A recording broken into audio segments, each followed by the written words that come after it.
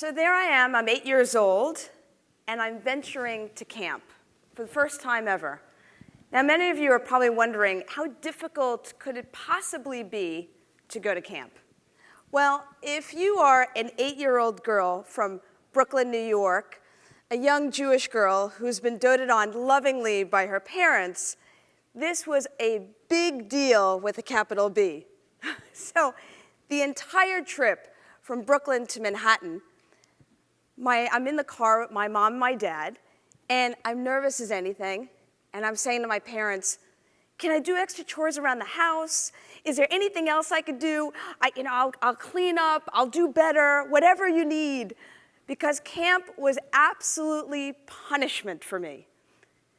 So in that trip, I was so nervous, my mom had to help me out of the car, and in front of me is a bus the size of Nebraska.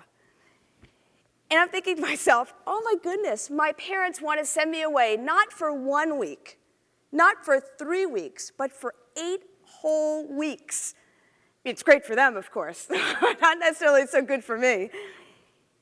And I'm so nervous, my mom has to help me out of the car and bring me onto the bus and plop me into the seat. And for the entire 2-hour ride from Manhattan to Tannersville, Pennsylvania, where I went to camp, I cried.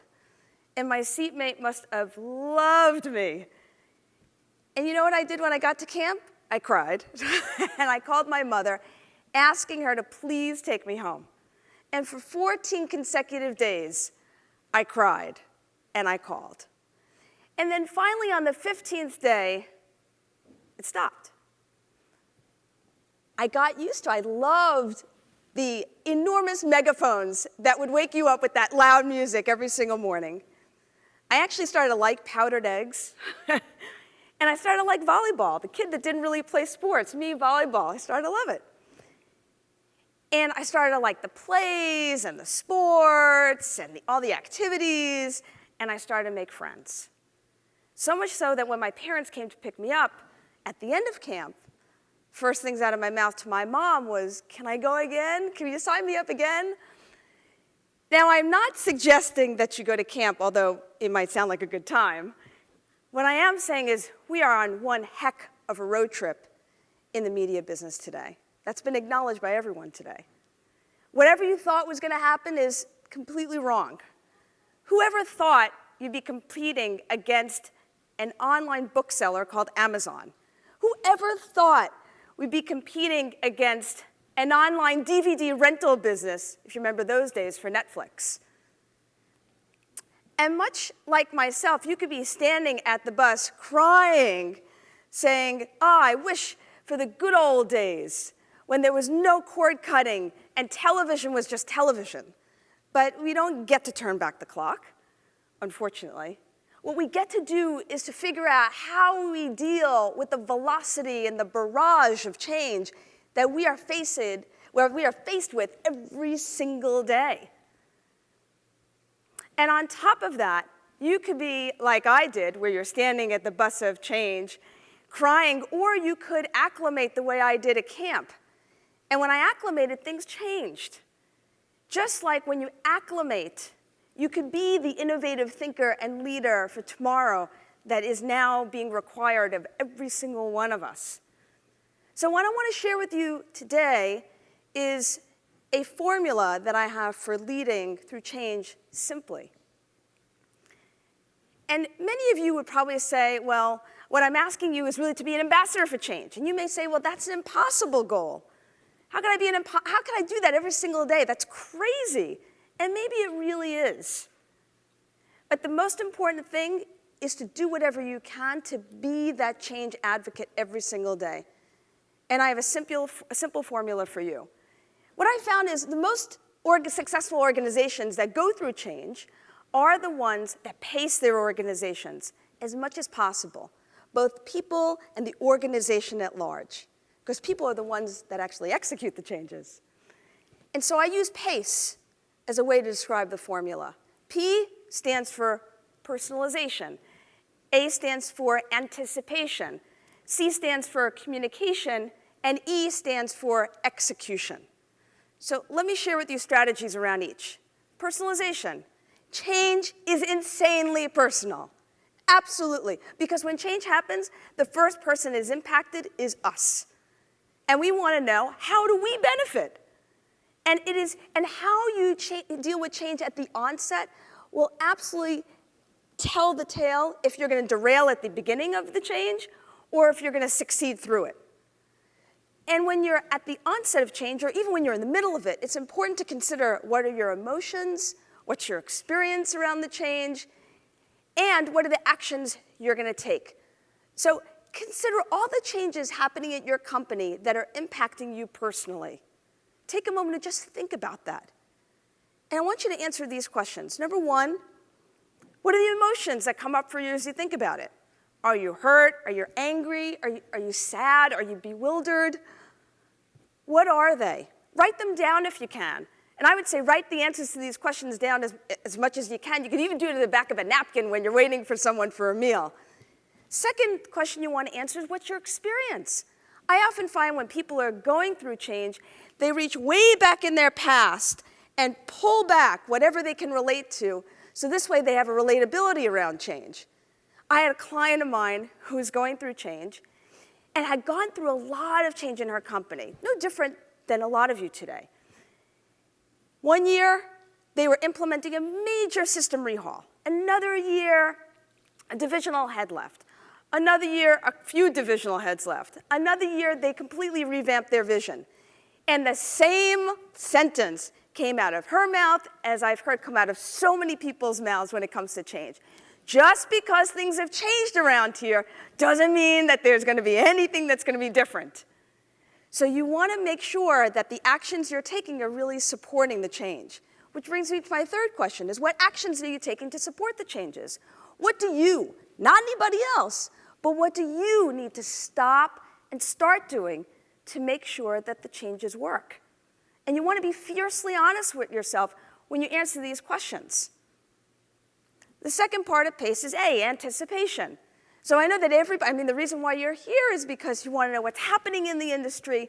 I'm sure that a lot of you are reading what's happening, both in conversations at your company and also in forums like this. But I want you to pick one thing that you're passionate about, one single thing to learn more about. I'll give you an example. John Legere was the CEO of T-Mobile. When he was appointed the CEO of T-Mobile, he had no idea about the cell phone business. He was not a cell phone business guy at all. But he was passionate about one thing, transforming a company. And he became insatiably curious about what prevented T-Mobile from moving from fourth place to first place in the cell phone business. And what did he find out? It was customers. You may say that's a no-brainer, but how many companies say they're about the customers, but they don't really do as much to relate as much as possible? So what he did is he introduced a brand new concept that revolutionized the cell phone business. He introduced the Un-carrier concept, which many of you probably see in commercials today.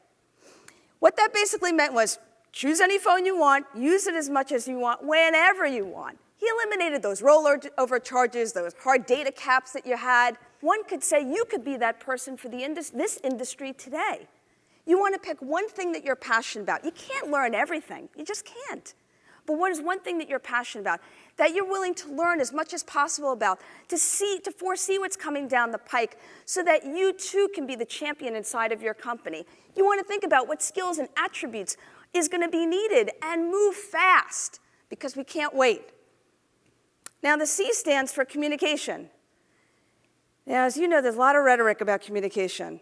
And just because you're talking doesn't mean you're communicating. And let me say that again. Just because your lips are moving doesn't mean I'm getting anything from what you're saying.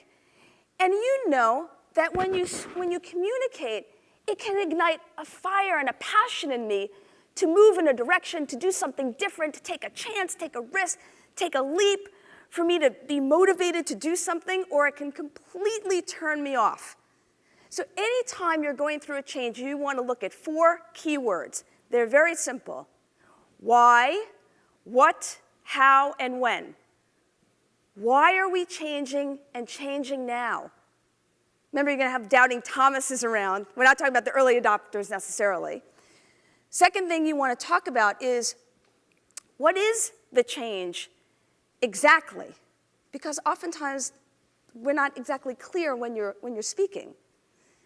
And how will this change be positive and provide a positive change for the organization at large? And how will the change positively impact me and everybody else? And then when? Well, when will there be more information available? When will I know more about what's going to happen about my fate and everybody else's fate around me? You know, whether the change is small or large. You want to keep this simple. The second your communication message gets complicated, remember, you're communicating to people. You want to make sure that it's simple, it's clear, and it's easy. The last point is E for execution. There was a lot talked about today in some respects about execution. You want to become masterful at execution. And execution has to do with, part of it is being able to risk without repercussions. Knowing that I can risk, like Ann spoke about risk, but how can you encourage risk without knowing that I'm going to be punished if it doesn't go so well? And you want to give people short-term wins with long-term gains. 30 days. You want to know during any change, you want to set up some marker in the road, some goal within 30 days, because people will see momentum. Once people see momentum, it'll encourage them to keep going. I don't know how many of you know about a company called TaskRabbit. I love TaskRabbit. What they do is they had an eBay online auction model where they matched personal assistants with people that needed to get stuff done. So they were wondering what was happening because business was declining. Now, TaskRabbit had 1.25 million users and 25,000 contractors. You'd think they were doing well. Well, what they found out upon closer examination was that the people, when they were actually putting their bid online, they didn't really know how much to start their bid at. And it took way too long for contractors to get back to people. And then the contractors were complaining that they had to scroll through pages and pages of tasks, and they couldn't even figure out which ones they were perfect for. And so TaskRabbit held a hackathon for a day. And they asked their 50-member team, how would you design TaskRabbit if it was designed from scratch today? And out of that hackathon came a very simple answer. Most times the answers are pretty simple. The simple answer was, let's create a model where when someone puts a bid online, they're immediately matched with 3 contractors. They launched that model in their first international city in London, and within weeks, they had 50% more users than in the US, than in any market in the US. And their percentage of completed tasks doubled, and the amount of money that people spent on tasks doubled. So remember, when you're executing, you want to think about, just like TaskRabbit did masterfully, how can we allow risk to solve true, real business issues and have opportunity in it so that people can fail, and within failure could be genius. And you want to give people short-term wins with long-term gains and listen to the customers in a way that you move fast. Sometimes we're listening to customers, but we have an inability to move so swiftly. Now look, we can't change back time. We all know this. We can't turn back the clock. Wearables, we didn't talk about wearables today. Wearables are coming. Wait till the iWatch comes out. Wearables are here, they're coming. People will not stop texting. They will not stop using every single device they possibly have in their control to watch content. And as we all know, video is here to stay. And many of you would say that our industry is changing probably faster than a lot of others. So every single one of you have a decision to make. Are you on the bus or off the bus? Because true change ambassadors actually find a way to drive the bus. Thank you very much.